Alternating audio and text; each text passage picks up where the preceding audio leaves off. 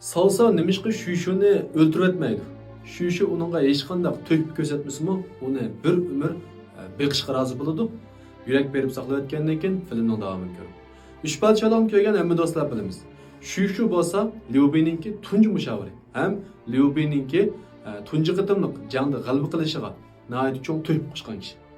Ammo Savsav uning onasini go'riga ilish orqali Shushuni o'zininki bargohiga qaytirib keladi va Savsavning qo'l ostida ishlaydigan holatda o'rlashtirib qo'ydi. Ammo Shushu shundan e'tiboran Savsavga hech qanday aql ko'rsatmaydi.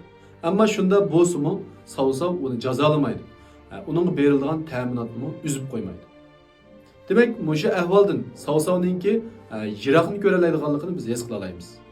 Nima degan vaqtda Shushu o'ziga to'yib qo'shanmisimu boshqalarning, ya'ni dushmanning qo'liga tushib qolmaganligining o'zila Savsav uchun nihoyat cho'ng to'yib hisoblanadi. Demak, shu sababdan u Shushuni bir umr o'ltirmay, yaxshi kutib, shu umrning oxirigacha uningga rahat, farog'at turmushni berishni xohlaydi. Demak, Savsav qo'l ostidagilarni nihoyat qadrlaydigan odam deyishga bo'ladi. Agar sizin bu gaplarim qo'shilsangiz, ostidagi inkas rayoniga 6 raqamni qoldirib qo'ying. Texnik ko'p, jondorchilik ayt mezmunlar qiziqsangiz, ayrim kanalga uchirib